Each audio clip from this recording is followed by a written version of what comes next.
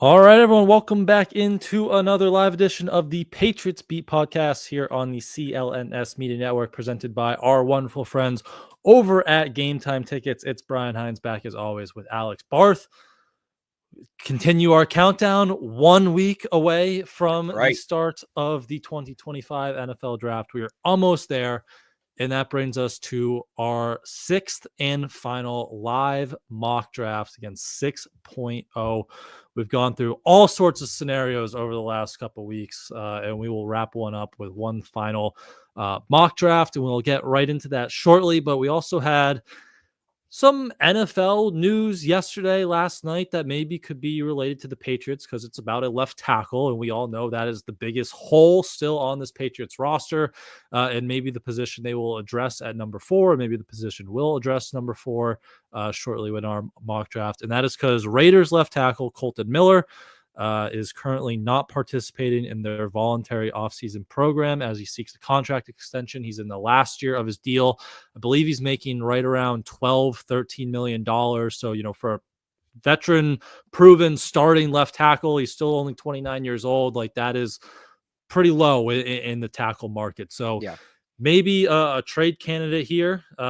He would continue the theme of bringing in guys who you are familiar with, right? He's got experience working under Josh McDaniels from that time in Vegas. And then obviously, again, the left tackle is the hole that really needs to be plugged. And you could do that with a proven veteran who's still playing at a relatively high level, and he's been durable throughout his career. So, Barth, is that a path the Patriots should be exploring?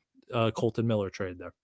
They should. It makes a lot of sense. I'd be pretty surprised if he gets traded. Like, how many we've done this offseason already, right? It happened with Ronnie Stanley. Now he's a free agent. It's a little different, but starting left tackles don't get moved. And especially in this short of a span, like I'd be pretty surprised if he gets traded at all. I would be shocked if he gets moved before the draft, simply because you have a guy that's a starting caliber left tackle that's only 29 years old, that plays the position at a pretty high level.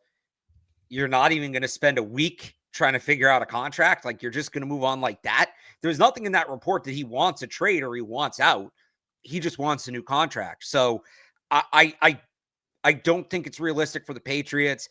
And I don't think it's something where you can say, well, Colton Miller's upset, so we won't take a tackle because that way we can just get him if he becomes available, or because then if he doesn't, the whole thing's shot, right? So as much as he would make sense for the Patriots, I just don't see the Raiders letting him go. And even if they do let him go, it's going to be down the road.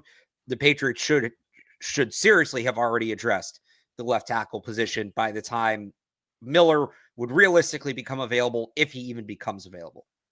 Yeah. I was going to say, would it change at all if round 1 of the draft goes and they take Armand Membu at 6, which I believe there was some talk about that. I think Tony Pauline had that in one of his articles yesterday, that the Raiders are looking at a tackle at 6. But then if the Patriots pick Will Campbell at 4, or, maybe they pick Membu and then the Raiders pick Campbell, then you're probably not trading for a Colton Miller on day 2 of the draft or later like that. So it's tough to maybe see that path where, all the stars kind of align for them to trade for him, but definitely they should be, he's a starting level caliber left tackle and a pretty good one at that. So they should definitely be inquiring. I don't know if he was to get traded. What do you think it'd be, like one of those 3rd round picks, or, a 3rd and a 5th or something along those lines? Yeah, probably 3rd and day 3. I would even consider moving the 2nd if he was available, simply because you're doing this to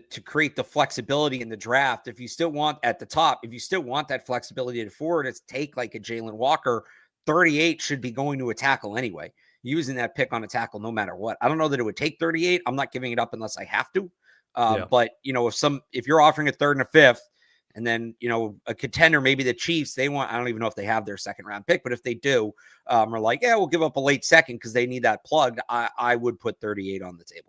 Because they cannot not have a left tackle. Right. 8 days from now, I'll say 9 days on the off chance Ursery falls to 38. 9 days from now, we need to know who the Patriots starting left tackle is. If we don't know in 9 days who their starting left tackle is, that's a major, major, major problem. Yep. All right, so let's go find one. Let's go find one in mock draft 6.0 here. Let's pull it on up.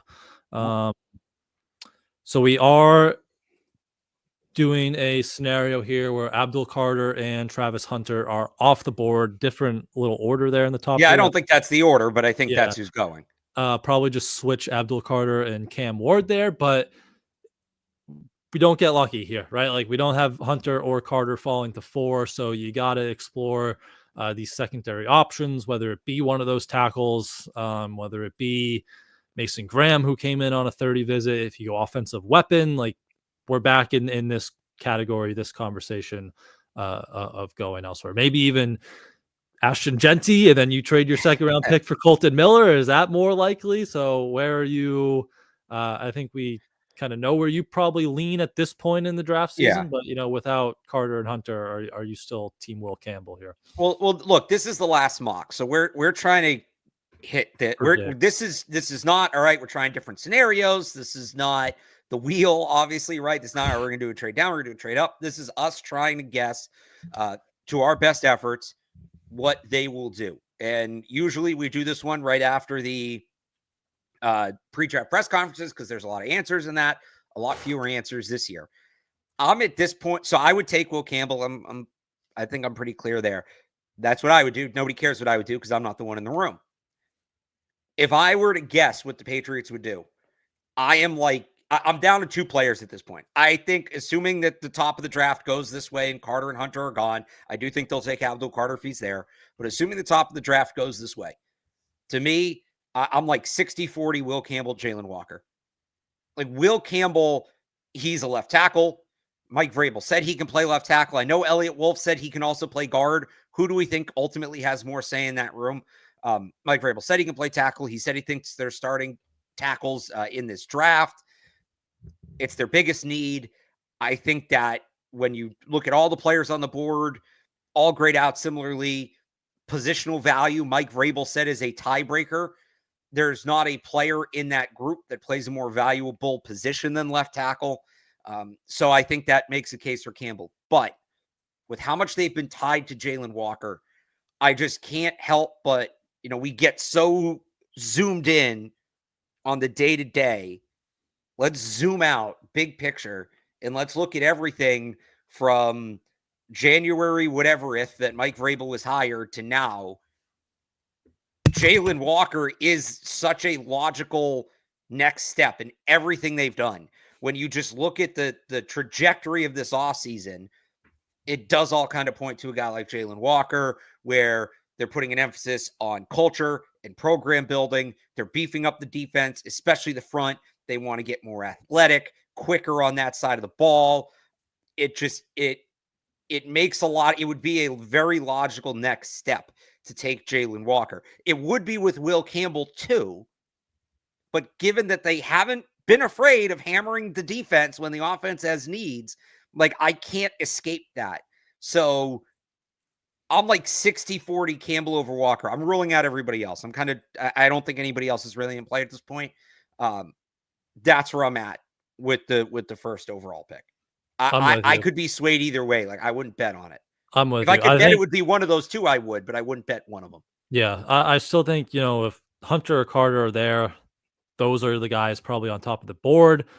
But if one is going to fall to 4, it looks probably right now that it's going to be Abdul Carter. But still with the Giants there at 3, you probably have to look elsewhere. So I agree, it's Will Campbell and Jalen Walker. Right, even going back to that Mike Vrabel opening press conference, we want to protect the quarterback and we want to disrupt the opposition quarterback. Those are 2 guys who are going to do that. They're both high character guys who they've obviously put an emphasis on. Now, we did say, we can't build the whole thing with these nice guys, but those are 2 guys at primary positions who are, really good leaders, A+ human beings off the field. So I'm with you. It's probably down between those 2 guys right now. I think I'm with you again. Like where I lean right now, I'd still probably put a little bit more on to Will Campbell's side, just because that still is the biggest need on the current roster right now. So we think it's going to be Campbell. This is we'll do a show on Tuesday where we'll have this conversation again, I'm sure. But we are putting we are saying our final mock, our predictive mock is Will Campbell. Yes, I feel good saying that at this point right now. All right, send it in. We're back to where we were in September, which is also, well, it's not really what happened last year. Yeah, it is what happened last year because Drake May was QB2. We weren't talking quarterbacks in September, but like October. We weren't talking QBs, but we took a little Jaden Daniels detour, but and it would have been Daniels if the Commanders didn't help him out. But all right, anyway, that was last year. We're taking Will Campbell at 4, and then I will pause it. So what next? Like, are we moving up? Are we going to 38? I'm not of the thought. I think a lot of people look at it, that they have to get, tackle and receiver are the 2 big needs. That edge rusher is kind of a luxury. If you can get a guy like Carter, if you get a guy like Jalen Walker, great. I don't know that they need to go receiver with the second pick. I don't know if they need to go edge with the second pick. I think it's all kind of open. They probably could get a receiver at some point. I don't think that means not trading up. But I think it's all in play here. To me, like moving up from 38, it's if you have to do that if you don't pick a tackle at 4, right? Like you got to make sure. Yeah. And you don't exactly have to, but you just have to be ready to move up from 38 so you don't miss that tackle group. But if you have a tackle at 4, I think that leaves more of your options open at 38, maybe just going best player available at that spot, or, some receivers start to fall that you feel really highly about, then maybe you get a little bit more aggressive in that category. But yeah, now that you have a tackle at 4, I just don't think you have to be as aggressive necessarily to go get one of those guys that, the Urseries or the Connerlys of the world. I will say, I do think if there is a strong push for Jalen Walker in the organization, maybe that tells us that if they do go Campbell at the top, it's going to be an edge rusher next. So do we want to try to trade up for that edge guy? Do we want to wait and see who falls? You want to work into like the 20s and we'll see who's I'm trying to think. Let's think of the thing they really need to change. You need to be able to see who's on the board while you're going. Can you Shamar Stewart?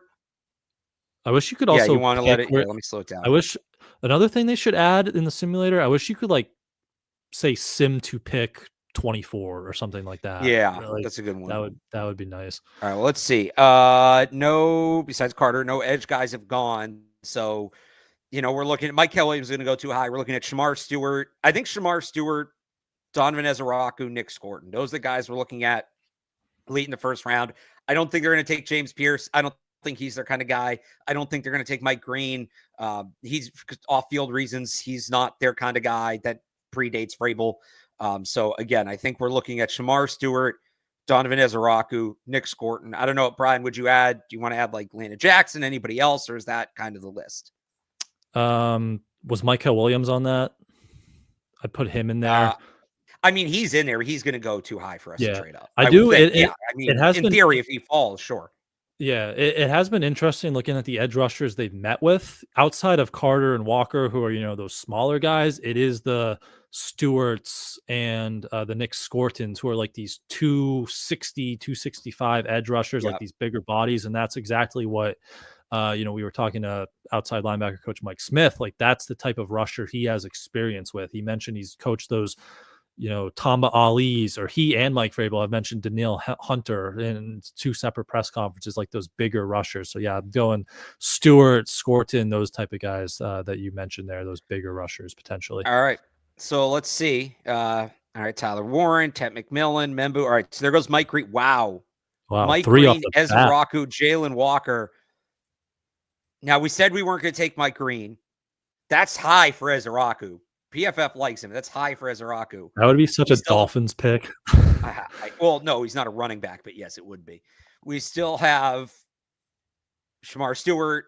We still have Scorton. We still have Micah. All right, so the 3 guys we talked about kind of are there. Let's see. And Pierce is there. Falcons, you're not gonna take him, but other people might be interested. Right. I'm surprised like in real life, Falcons are such an edge team. Still, we're getting in a range here, Brian. All right, there goes Shamar Stewart. Are we in respecting the board territory for Micah Williams at this point, honestly? I don't know, because I feel like like there's reports that like some team, even with Jalen Walker, like I think Phil Perry had this yesterday. Like some teams see him in the top 10, and other teams see him more as Yeah. a in the 20s pick. So like those two Georgia guys, they feel very volatile about where they could kind of end up. So like it wouldn't surprise me if one of So those guys slides a little bit. the consensus board has his floor at like 23. Michael. So yeah. Okay. Yeah. So that's, I think But we can. So do we want to move up? Well, the Steelers aren't trading out of this pick. Chargers might. Do we want to? I mean, this is getting expensive now, or do we want to wait? We still have the other Texas A&M guy. We still have Nick Scorton on the board too, and James Pierce again, who is just like a filler for another team. So I think we could run it up a few more picks. Yeah, once you get to pick like 28, you might not have to trade a third. Yeah. Once you get to 28, there was a trade a couple years ago between the Jaguars and the Bucks that was moving up from early in the second to late in the first. It was a second, a fourth, and a future fourth. Now, you guys know my stance on future picks in this draft, but I don't hate that. That's if we can get there. Maybe we want to trade up first. So the Chargers, oh, there goes Michael Williams. So now it's just Nick Scorton. Do we want to wait? Do we want to let it keep rolling? This would be a logical pick to trade up to here at 24 with the Vikings. Or do we want to let it roll? So in real life, I don't think the Vikings, Texans, or Rams would be a edge team necessarily. Now that, some team might be trying to jump up to get one. I'd be fine with letting it roll. All right, well, let's see. Walter Nolan, Gray Zabel. I mean, the Ravens are an edge team, so do we want to make the move here? Yeah, with the Rams. Yeah, they could use picks too. They're 26 to 9. Oh, wow, that's a far gap for the Rams. 26. Or I mean, look, it's Nick Scorton that we're waiting on at this point. Maybe Nick Scorton falls. Like, I don't think we need to make, that would be my counter argument here is I don't think we need to make Nick Scorton a first round pick. Exactly. Yeah, like is Nick Scorton worth trading up for and taking in the first round? Probably not, honestly. So we could just let it roll, and then we could pivot to another position if those guys go. Or well, there goes James Pierce. Oh, I tried to pause it. So now we can do. Hang on, I'm going to let this run one more pick, and this is going to be Scorton. Nope, it's not. Okay, so 34 and 38. These are very interesting picks, and I will tell you why as soon as I pull this number up here. I might have already done this explanation on this show. I know I've done it on another show.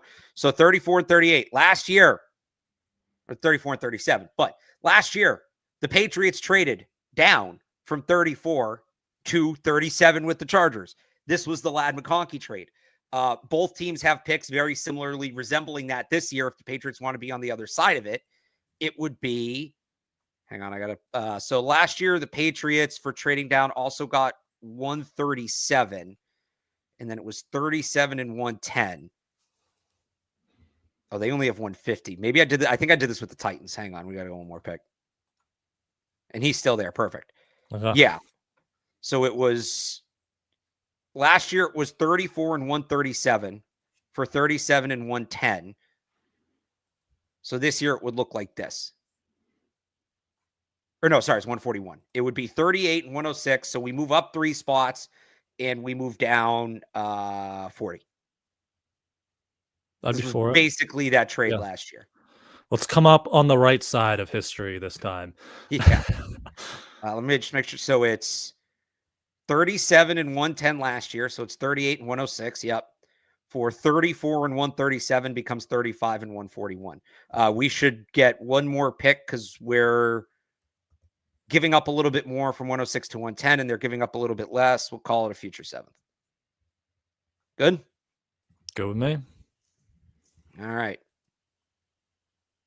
And it's done. So let's see who's here. Like, I do think there's some edge teams in here. So Nick Scorton certainly would be a good pick. Josh Connolly's still on the board. That won't happen. Xavier Watts, if we want to go with the safety. Landon Jackson, if we want another edge. If we want to dress in the middle, Derek Harmon would be a good pick. Who is there for wide receivers? Trey Harris still on the board. Did you like Aoman or first round? Wow. I like Nick Scorton here. Me too. I do. I I think I think he really fits again the body type they want. You know, he's a 6'4", high motor 285. he's a high motor player. He was a captain at Purdue, so you know, and he's really young too. I think he's going to turn 21 in August, right? Yeah, he's Yeah. 20, Yep. birthday 20 August 25th. So he'll turn 21 in August. So that's a guy you can still kind of mold and grow at that position. They had him in for a 30 visit. There's definitely some interest there. So I think that's a pick that could definitely be at the top of the second round there. So if we rewind to September, Scorton was in the conversation to be the top edge rusher in this class. It was him and James Pierce, because Abdul Carter was a converted linebacker. He wasn't being talked about quite as much like that. So he had a down year, but the thing is with Texas A&M, we do this with Georgia a lot. Like these guys fall because of lack of production, but there's just so many talented players. There's not enough sacks. There's not enough tackles for loss to go around where somebody can put up these massive numbers. Everybody's eating, right? So this would be tremendous value if the Patriots can get Nick Scorton here. I'd be a big fan. The one other thing I want to look at, because I still love this idea of going tackle at the top and then guard. No, all right. All the like guards I would take here went. Booker went. Zabel went. Donovan Jackson's still here. You know, I wouldn't hate that, but I think I'd rather have Nick Scorton at this point. I'm with you. All right. Nick Scorton is the pick. And then, so now we go 35 to 69.77. We did give up 106. So I wonder if at 69 or 77, we move down to reclose that gap, because we have like a 70 pick gap now, mostly to start day 3, end day 2, start day 3. Yeah, I could see that. But let's, I say let's pick at 69. I wanted Dylan Sampson. We haven't got Dylan Sampson in one draft, and I really feel like he could be their pick at 69 if he's there. RJ Harvey's still here. They've met with him a couple times. I do like RJ Harvey. He's a fit. So we haven't got a receiver. Kyle Williams and Knoll are there. Oh, was Knoll there? Knoll, I think, is going to go in the second round, if I'm being honest. Yeah, I could see that. I could see Kyle Williams going in the second round at this point too, honestly. But this is pretty early in the third. I think this is still kind of respecting the board, yeah. Okay. Andrew McCoob is still there, my guy. If we want to go guard, Tate Ratledge is on the board. Linebacker, if we want a true linebacker, Chris Paul's still there. But I think there's like some sneaky good linebacker depth in this class. I'm good waiting on that. What do you think, Brian? I don't hate the idea of RJ Harvey.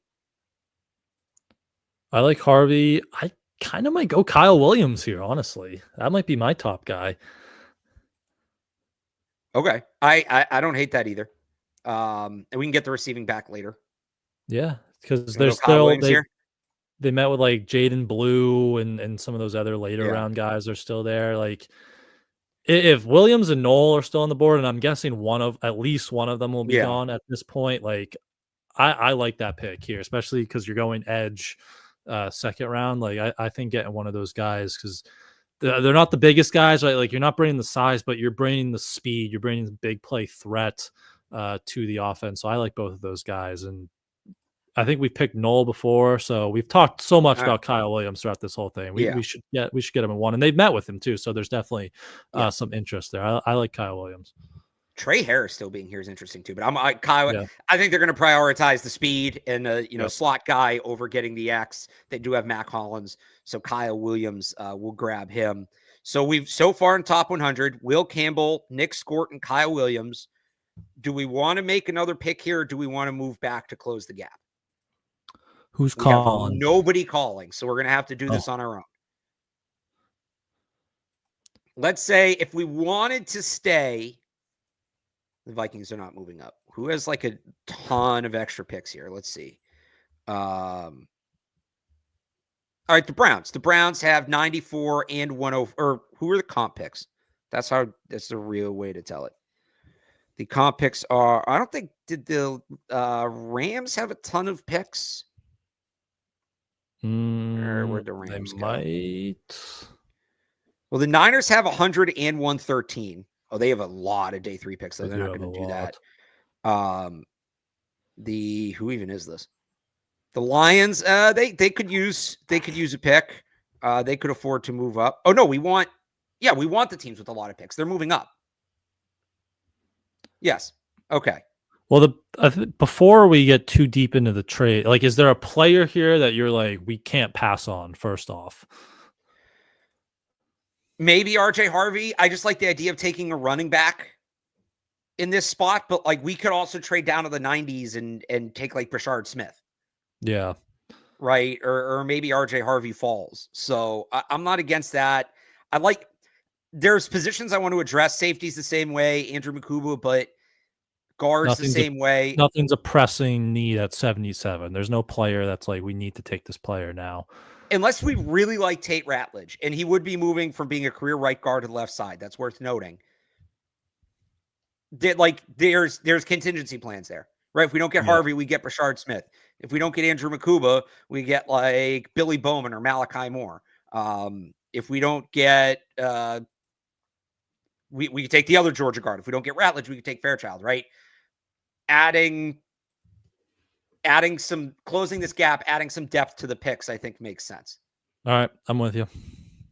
So the Rams, they would be in position to trade up, and they're no longer an F them picks team anymore. I gotta find where they went, but or was it the Browns? Oh, there was the Niners. The Niners. So they have 100, 113, 138, 147. Like they're set up so well to move up. So do you have I don't know if you have the trade chart, Brian. I have it up. What would 77 to 100? What else would we get? 77 to 100. Yeah, would be, you could do 100 and 113 for 77. That would be fair. I mean, that's not bad. Yeah, that would be a little bit of an overpayment from the Niners, which they have to do to move up. So let me ask you one more. Let's say we really want one of those players we were just talking about. What about 77 to 90? 77 to 90? Yeah. Could we get 127? 15. That would be a more of an overpayment from the Rams, but like it's within 5 points on the trade chart. So what if we throw in, we have 141 and 144. How much are those worth? They're valuable. They're like 14. Okay. 14 points. So what if we throw in one of these sevenths? You could do like, hold on, I'm trying to find the Niners picks on here. Well, that was the Rams. Oh, we're back to the Rams. Yeah. There we go. What about, here's one. What about 91? 77 for 91 and 129. 91 and 129. Yeah, that's fair. Do that? Yeah, we could do that. Should we throw in a seventh, or are we good? No, we're good. Okay. So now maybe we have a shot to take some of those guys we talked about, and we close the pick gap. Let's do it. We're flying all over the board. And there goes a bunch of the guys we just talked about. Tate Ratledge, RJ Harvey, Andrew Makuba. All right. So we missed on some players there, but let's reset. So we both like the idea of a running back. Do you think this is too high for Jaden Blue or Brashard Smith? 91? Yeah. Maybe a little high. I could see it though. Like, I think they're definitely in play to take it back around 3 or 4. Okay. What other positions? I did see Tate Ratledge went. Is it too high for? Yeah, it's probably too high for Dylan Fairchild. Oh, we want to grab a tight end. Gunnar Helm still on the board. Get a second tight end. Could add Jacob Parrish. This would make a lot of sense. Jacob Parrish would be a good pick here. A little slot help, little safety help. Chris Paul, you know, a linebacker. What do you think? Oh, Wyatt Milam's here. If we want like a guy, I totally forgot about that. If we want a guy who can potentially start a guard year one, we take Wyatt Milam here. That'd be intriguing. Wyatt Milam. Who was Cam Williams, Charles Grant, Belton. Yeah, there's not really any more guards here. Milam or Or we could take another tackle. Like we could take Anthony Belton as a developmental right tackler, Cameron Williams as a developmental right tackle. It's also true. Trapio went, right? We traded out of that pick. He went, I think, before we traded out. Yeah, he's been gone. Okay. He went. Did he go in the second? Where did he go? Wow. I don't know. Oh no, he went 80. He went after we traded. Okay. I don't know. What are you feeling? Milam or Parrish? I either one would work. Somebody brought up defensive tackles too. That's a fair one. Jamar Caldwell would be another good player. There's a lot of good defensive tackles though, like Ty Robinson, JJ Pegues, Cameron Jackson. I'm fine waiting till 129. Like there'll still be players there at tackle. yeah. I'm kind of between Parrish and Milam. Yeah, I like those two. That's probably where I would settle here. What do you think they would do? Go corner or bolster that line more? Did they meet with Milam? I think they met with Parrish, right? Let me look. I have a tracker up. If it'll load. Milam they met with at the Senior Bowl. Yeah. And is Parrish 2 R's or 1 R? Oh, 2 R's. Parrish they held on a 30 visit. So oh, well, I think there's your answer, right? Yeah, let's go Parrish then. All right, Robert Parrish. I like him too. He is just. I mean, the John Jones comp is there. Yeah, for a 5'10" nickel corner, like he will throw himself into a pulling guard. He is a fun player to watch. So I like Jacob Parrish. So there's our top 100. We started off with Will Campbell. This was with Carter and Hunter gone. Started off with Will Campbell, moved up a little bit to take Nick Scorton, added Kyle Williams, and then added Jacob Parrish. So we're adding at multiple levels, kind of spreading it out as we get going into day 3. All right. Well, before we get into day 3, I want to tell you guys about our friends over at Game Time because it is playoff season for hockey. I know there's no hockey playoffs in Massachusetts, but we have listeners all over the place. And basketball, definitely some playoff basketball coming to the Garden. And we get all of our tickets with Game Time. And they have a new feature called Game Time Picks that makes getting tickets to see your favorite teams play live even easier because they filter out the fluff to show you only incredible deals on great seats so you don't have to waste time searching through thousands of tickets. The cheapest get in right now, Magic at Celtics Game 1 Sunday, 3:30, $129 on the Game Time app, or you can fire up one of those super deals. Let's see, you can move 7 rows behind the wood right by the visitors bench. There's similar ones over by the home bench as well, but fire up one of those super deals, $292, great seats.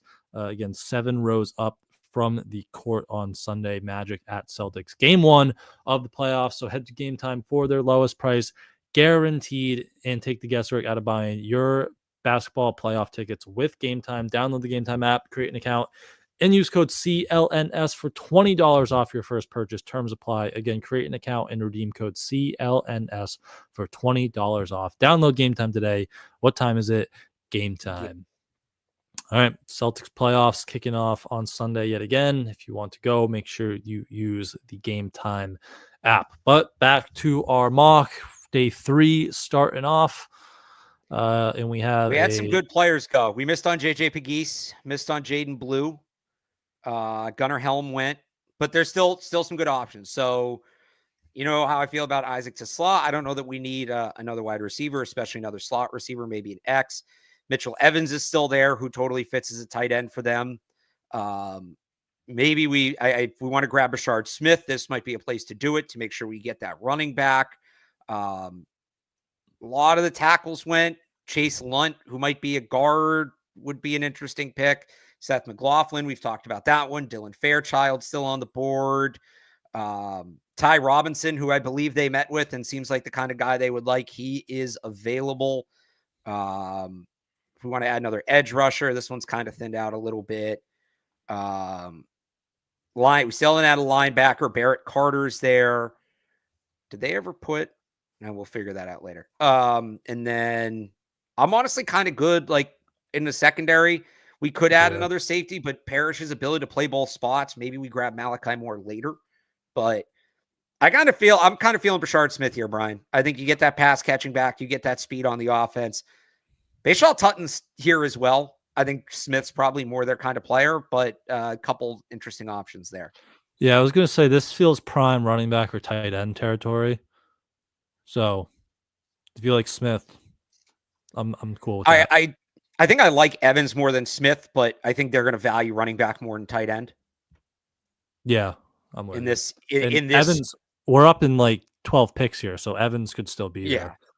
So let's grab Brashard Smith at 129, and then we'll see if Mitchell Evans makes the fall. Hey, he did. Do we want to take Mitchell All right, Evans here? I'm cool with that. We should be given the background on these players as we move through. So Brashard Smith, converted wide receiver, ton of speed, pass catching back. He would fit into. He needs to improve his blocking a little bit, but he would fit into that James White role. And then Mitchell Evans. Mitchell Evans such a good fit for them.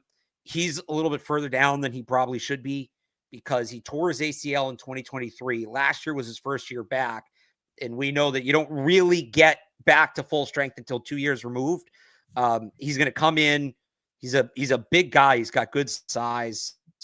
If you let me pull it up here real quick, 6'5", 260. Yep. He's going to come in. He's going to be their best blocking tight end right away. So there is a role for him immediately, but he has significant upside as a pass catcher. Like he can be I think he can be, not that he will be, but he can be like a starting caliber pass catching tight end. He can be a very quarterback friendly tight end. I don't think he's going to be like Brock Bowers, but he can be, a chain mover. Hunter Henry, I think, is a, realistic ceiling for him. And so I think, you get that guy in the building now. He's going to start off as a blocker, and then Henry and Hooper are both in their 30s. His role is only going to grow as his rookie contract goes on. Yep. Good athlete, like for that size, and really competitive, as you kind of mentioned in the run game there. So Yeah. you bring him in. He doesn't have to play a big role with Hooper and Henry on the depth chart, so you can kind of grow that position in the shadows there for a year or two. So I like that Mitchell Evans pick. I'm good with that. All right, Mitchell Evans. So let's kind of reset where we're at here as we have another pick again here in a second. Took Will Campbell off the top, Nick Scorton, Kyle Williams, Jacob Parrish, Brashard Smith, Mitchell Evans. I feel like we can really start to sort of open it up here, Brian. I wonder okay. Torrey Horton went.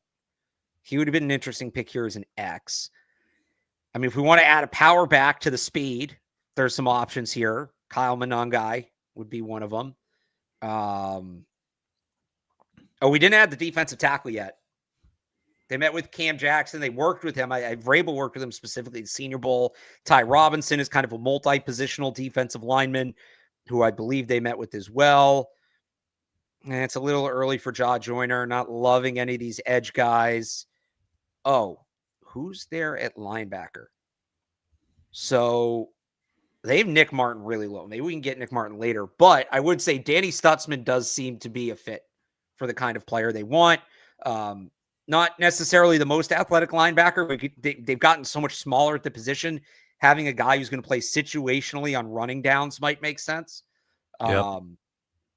That could be a pick. If we want to try to add the developmental right tackle, Chase Lunt would be an option.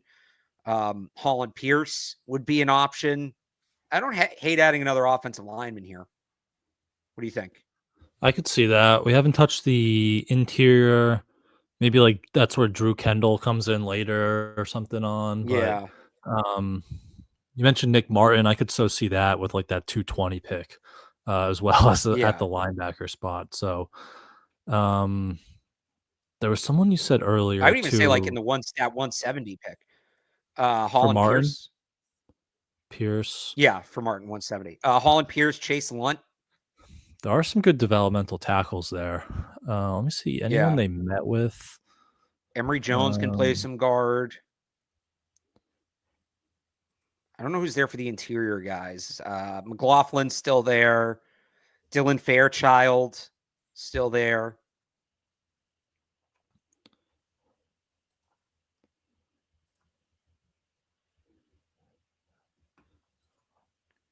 Parrish, Smith, Evans. I think they hosted lunch for their local product day. That would make sense. And so then that might not be like an official meeting. Yeah, Emory Jones was like one of the guys Doug Marrone recruited way back when. When he was. Well, that was only he can like play tackle and guard. That was only 4 years ago when he was with Alabama, but right. Jalen Travis is interesting too, just that athletic profile. We heard wasn't there some early rumblings that they liked Logan Brown too? Yeah, I don't know. The thing about getting dismissed from Wisconsin, I don't know about if that's the kind of thing they're going to avoid. We do have teams calling. We want to move down and maybe double it up. I think 144 to 149 is probably not worth the move. We get down to 150. Giants don't really have any picks. The Bucks at 150, they don't have any picks. Yeah, it's a tough spot to move down. Should we open this one up to the chat? Yeah, we could do that. Give chat one more. I like either one of the. Yeah. You got me now? Maybe one of the tackles or like one of those defensive linemen. All right, so let's open it up to the chat between those positions. Nobody put in a name until I tell you to go. Here are the options. We're going to go. And Brian, tell me if I'm missing anybody here. Dylan Fairchild, Chase Lunt, Jalen Travis, Holland Pierce, Cam Jackson, Ty Robinson. That's a big group. But first who gets mentioned 5 times in the chat, that's the pick. 5, 4, 3, 2, 1, go. Again, it's Ty Robinson, Cam Jackson, Chase Lunt, Holland Pierce, Jalen Travis. We throw Emory Jones in there. You guys just heard us talking about all these names. First one we see 5 times. Dylan Fairchild. One for Jalen Travis. As we're doing it in the middle of the day where people are at work might hurt. Like they're just listening. I don't know if they're watching. Holland one for Jalen Travis, one for Pierce. Come on, you can make a pick. Your boss, you'll explain to your boss. He'll be cool with it. She'll be cool with it. Pretending like you're working and get in the chat here and make it. We got Travis. One Blunt due to name, I'm guessing is Lunt. We got another for Jalen Travis. We got one for Dylan Fairchild. This is why I try to not do too many names. It's going to take too long to get 5 because it's going to be all over the place. Nothing for defense. Nothing for Ty Robinson or Cameron Jackson. I know, surprising. Emory Jones, 2 Emory Jones back to back. Another one for, so we've got, there's one for Ty Robinson. I think we've got 2 for Jalen Travis, 2 for Chase Lunt, 2 for Emory Jones, 1 for Dylan Fairchild, 1 for Ty Robinson. Another for Ty Robinson. Is Ty Robinson going to make a late run here? 3 for Jones. This is a disaster. Agree with you. 3 for Emory Jones. Anybody want to hammer that over the top? I think there is a way to like add polls, isn't there? I don't know. There should be. That's an Amit question. Yeah, we got it next year. Maybe we'll just do polls and we'll give it like 30 seconds or something. I think that's got to be the play next year. Is another for Emory Jones. 2 Emory Jones. I think he just won. Ty, did he? Let's see. 1, 2, 3, 4. Yeah, I got 5 for Emory Jones. Ty Robinson made a run late, and there's a chance he could be there at 171. So maybe we make that pick. But Emory Jones on the board. Brian, why don't you tell us about Emory Jones? So again, someone Doug Marrone recruited back in his Alabama days when he was their offensive line coach. What was that, 2020, 2021, I believe. So he played right tackle for LSU, but he's probably going to play more guard inside, right? He's only at his height. He's 6'5", 315. So he could, what's his arm length? 34 1/4. So he has got the body type to play. Tackle and 34 and 1/4 at the combine. Like it's probably closer to 35. That's true. He didn't measure at the LSU Pro Day. He didn't do anything at the LSU Pro Day for some reason, but so he can compete for right tackle reps if you need him. But most people project him to kind of move in to guard. Physical player, good anchor in pass protection. That bigger body, but decent athlete. So that's a guy who you hope to get in and maybe move around a little bit. Good in the run game. Another guy who I think was a good character guy too for that LSU locker room. So keep that trend going as well. And Emory Jones. And I mean, I just realized we did this with Missouri a couple weeks ago. We got the LSU bookends. Oh yeah, how about that? Reuniting him with Will Campbell. So I agree with you. There's some questions about him at right tackle, but you don't need him there immediately. So you can try, and it's a 5th round pick. Try him out, see how that looks. And if not, he's going to go into the competition at left guard. And I think he would really compete at left guard here with like Cole Strange and Layden Robinson and City So and those guys. So I always talk about you want to have a clear path for a guy when you take him. Not so much of a clear path as maybe some other guys, but still a guy like he makes sense. I don't know that he'd be my favorite pick. I probably would have voted. Trying to remember who he went through. I probably would have voted. I don't know who I would have voted there, but Ty that's Robinson. why we went to the Ty Robinson. That's why I went to the chat. Ty Robinson is still here at pick 171. So is Cameron Jackson. If we want to address the defensive front, is there anything else, Brian? We want to grab a center. We still have those 2 more picks. Dylan Fairchild still here if we want to really beef up the line. I don't know. We might be in respecting the board territory for him. Yeah. I like Cam Jackson. Yeah, I do too. I mean, I like Ty Robinson too. I don't know. Like this might be a little respecting the board for him. They need some side. They need like I was a gonna say, nose tackle build kind of guy. Isn't Ty Robinson under 300 pounds? Can you click on him? Yeah, right I there? want to say 294. Well, they have him at 310. What was he at the combine? Oh, that's interesting. At the combine, I have it one right here. Cam Jackson was 328. Yeah. Well, PFF has him at 342. So Ty Robinson was 288. Yeah, so he's the smaller mold of a defensive lineman. Okay. So I like Cam Jackson. 6'6", 328. Get some size in there. Again, you mentioned he was working right with Mike Vrabel during this. Was that the Senior Bowl? So long ago at this point, but bigger guy, good athleticism at the position. Like you're not going to get much as a pass rusher, but that's not necessarily why you're bringing him in here, right? Like he's going to be your stout kind of run defender to play off of Christian Barmore, Milton Williams. Add him to the mix. So I like Cam Jackson with that pick. Do you like him more than Nick Martin? Like they have Nick Martin in the 220s. I don't think he's getting out of the top 200. That 1 year is too enticing. Really? You think he's going to go top 200? Yeah. I think if he gets like this would be the pick where you take him if you're going to take him. I'd probably go Jackson. I like Nick Martin. I think that makes sense, but just with they did so much at linebacker, I'd probably go Jackson here first. All right, let's take Cam Jackson, and then we have 2 more picks to finish up. People are going to say kicker. I feel like the kickers they're going to target are the UDFA guys. I don't think they're going to take a kicker. I also think they're just going to sign Matt Gay. Matt Gay. I could see that. That'll be the second kicker. Also, just like what else? I mean, we haven't grabbed the center.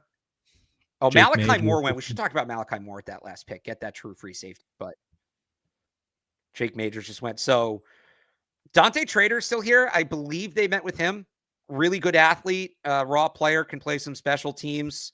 If we still want to add a linebacker, I mean, if you want to take Nick Martin here, we can. I would also put, they don't have Sean. Oh, they do have Sean Dolak. Sean Dolak maybe as a special teams guy. We could take Drew Kendall. It kind of feels like a free space with this pick, right? I think that makes so much sense. Power back, Raheem Sanders. What do you think, Drew Kendall? I think Drew Kendall makes so much sense. I could even see them doing it in the 6th round, depending where they go earlier in the draft. But I don't think we had a 6th round pick. I think we moved all the way around and out of it. Then maybe even like that 170, like maybe if they really like him. But yeah, I think we need Drew Kendall in this mock because that feels like a one that's really going to happen. Okay. And then who do we want to wrap it up with is the question. So we final pick of the year, Brian. Let's not blow it. If we want to get an X receiver, Will Shepherd, we could take Another interior lineman certainly might play here. Dante Trader still on the board. I'm going to guess Sean Dolak is still there. I want to take another edge guy. And it's kind of Colin Oliver is kind of the same thing as Nick Martin. He was hurt last year, so that impacts his stock. This should be the Robbie Hoots pick, as Jason points out. He's not in the stupid simulator. I all year it sucks. Yes, if Robbie Hoots was in the simulator, we would take Robbie Hoots. Absolutely. Good point out, Jason. What do you think here? I don't know. This one's interesting because we have everything like positional wise covered. So if we just want to go best players, like Rocket Sanders, Hunter Wooler, Graham Mertz. Don't Kareem skip over Reed. Graham Mertz like that. I'm skipping over Graham Mertz. Will Shepard, Clay Webb. It's another center, Clay Webb. Phil Maffa, if we want that bowling ball back. Eugene Asante. And I feel like this is a special teams pick to me. So I think we are looking at guys like Dante Trader, like Eugene Asante, just like athletic defensive players. Hunter Wooler. Who's got the most punt blocks? Who's got the most punt blocks out of all these guys? Well, that'd be Ricky White. I'm going to assume he went. I think Eugene Asante did block some punts, if I remember correctly. I can't tell you off the top of my head. I know Dante Trader played like 4 units all 4 years of his Maryland career or collegiate career. And lacrosse. So I'd be cool with Trader. Like that feels just like, someone who is such a good athlete. He could get on the field right away on special teams. So that would make a lot of sense. Did they meet with Eugene Asante? Let me see. How do you I'm going to say his NFL.com bio, worker B on special teams with 749 career snaps per PFF. They met with him at the Senior Bowl. So him or Dante Trader. Asante or Trader. Do we want to put the last pick up to the chat? Sure. Give him one more. Someone already said Asante. That doesn't count. You have to say it again. Yeah. All right. Asante, Eugene Asante or Dante Trader. 3, 2, 1, go. Throw Sean Dolak in there too. Desmond Watson, not in a simulator. Also probably not going to get drafted. Trying to look up their special team stats. The punt blocks. Yeah. 1 for Trader, 2 for Trader, 3 for Trader, 1 for 2 for Trader, 1 for Asante, 3 for Trader, 1 for Asante. Big time. Like if it was Bill, like Trader was like top 10, I think, lacrosse recruit coming out of high school. So that would be easy. 1, 2, 3. That's 4 for Trader. Needs 1 more. Is Eugene Asante going to come back? Asante. All right. 3 to 2. Ooh. Take QB. We'll get that as a UDFA.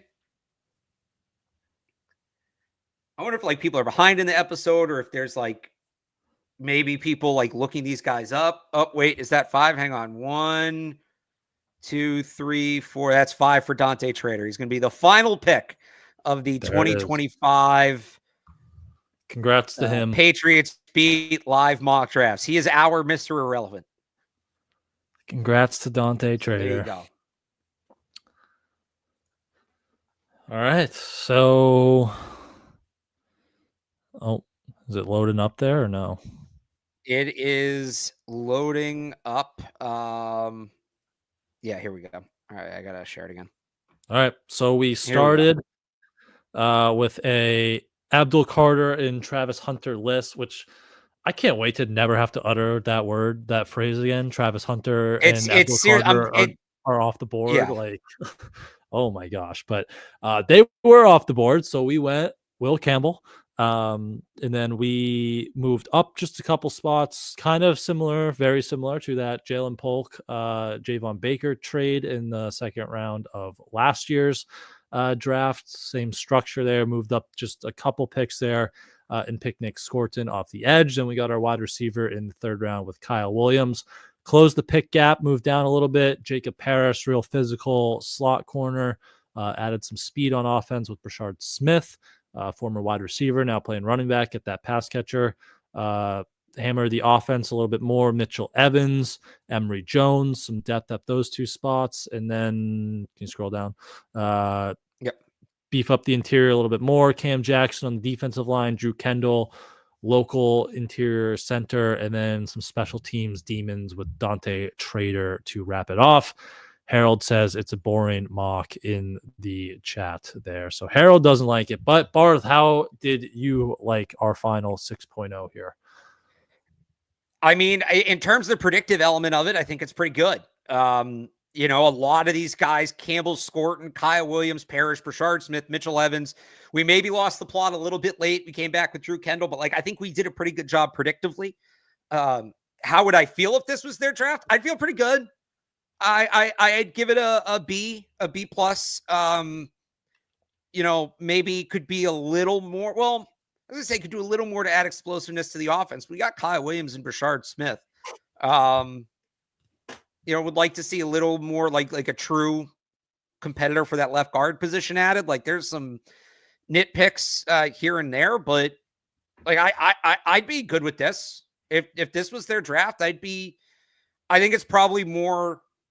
I'm happier about how realistic it is than I am like, oh, if this was their draft, I'd be happy. But like, if they walked away with this, you took some flyers on day 3. You're not going to get everybody to work out, but that's a solid class.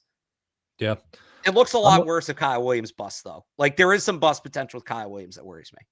Yeah. I like him, though. I was watching more of him yesterday. I did one of his profile. We do a bunch of profiles. You can go read it at patspulpit.com. I was doing him yesterday. Like, he is fun player to watch with the lawn speed, just with the ball in his hands. I didn't know I think it was screens, so passes behind the line of scrimmage. He was top 5 in FBS. He averaged 16 yards after the catch on targets behind the line of scrimmage. So that's a guy where right out of the gate, like he's going to be a big play threat, and you can get him the ball on design touches, and he's going to be a demon with the ball in his hand. So I like Kyle Williams. I know you've been talking him up a while, and then Will Campbell. You get the tackle. Nick Scorton, I think, is a really intriguing edge guy there at the top of the second round. And then, yeah, you just get some flyers there later on. So I'm with you. I think it'd probably be in that B range. And again, a lot of guys they've held on visits, a lot of guys who are kind of tagged with that high character captain. So I think that, boring sounds realistic. So definitely maybe a realistic 6.0 there. And again, we're not trying to put together like the best draft we can. I mean, we could do that. I guess we could have mixed one of those in, but I don't know. I think that's kind of boring. You're just like, we're not considering who's on the board. We're not considering what they might do. We're trying to put the best draft together through their lens in a way. Right. Like if we're just like, that's why we have player rankings. Yeah. You look at the player rankings and that's who we think the best players are. We're trying to do what they would do. But to the boring part, Brian, I'm so okay if they have a boring draft this year.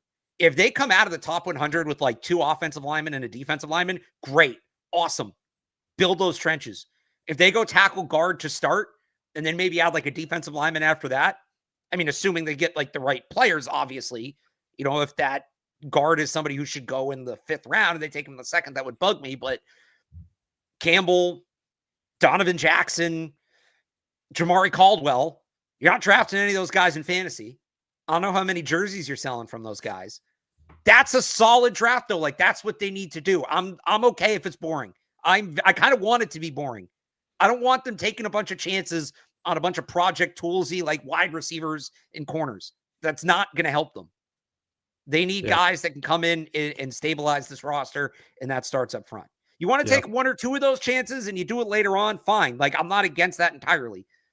I'm so okay if the top 100 are boring. It's been so long, I feel like, since they've hit that one of those day 2 picks have become just like a impact starter right off the bat. Like, that's just like they've done good the last couple of years with the first rounders because, you had Christian Gonzalez and Drake May right there. Yeah. But like, we just get one starter in the 2nd or 3rd round, please. And you might just have to go boring for that to happen. And, if that's the path, but you get a usable starting player, like, go for it. So they've had a couple the last few years, but not like real impact guys. So they got Keon White. They didn't have any last year, obviously. They got Keon White in 23. They got Marcus Jones in 22. I don't know, Brett. You might have to walk that take back. Barmore in 21. Duggar, Uche, and Jennings are all day 2 picks in 2020. Yeah, the 2019 draft was just bad.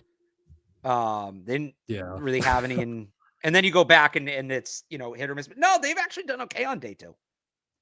I get what you're saying though. Like, well, because the thing is, Keon White's a lineman. Christian Barmore's a lineman. Josh Uche, Anthony Jennings, defensive front players. You're talking about like a skill position playmaker kind of guy that they haven't. Now, they haven't taken that many of those guys on day 2, but you're saying like for a pick like a Tyquan Thornton to work out, right? That sort of thing. Yeah.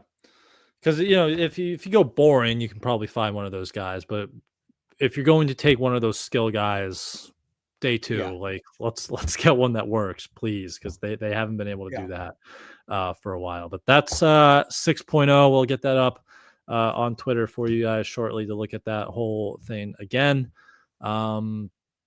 Anything else? Any last thoughts there? I think that's it. We got one more on Tuesday. We didn't get to the mock draft mailbag show this year, so maybe we'll do a little bit of that on Tuesday. But we're almost there. All right. So one more show next week, and then first round of the draft. So we'll be back next week. Make sure everyone likes, subscribe wherever you get your podcast. If you're on YouTube and Patriots Press Pass, make sure you subscribe to the channel and turn on your notifications so you know when we are going to go live. You can follow Barth on Twitter at RealAlexBarth. Head over to 985thesportshub.com for his Patriots draft coverage there. And you can follow me on Twitter at I am Brian Hines, and head over to patspulpit.com for our draft coverage there as well. Thanks everyone for tuning in with us early on this Thursday. Have a wonderful weekend. Rest up because next week is draft week, and we will see you guys then.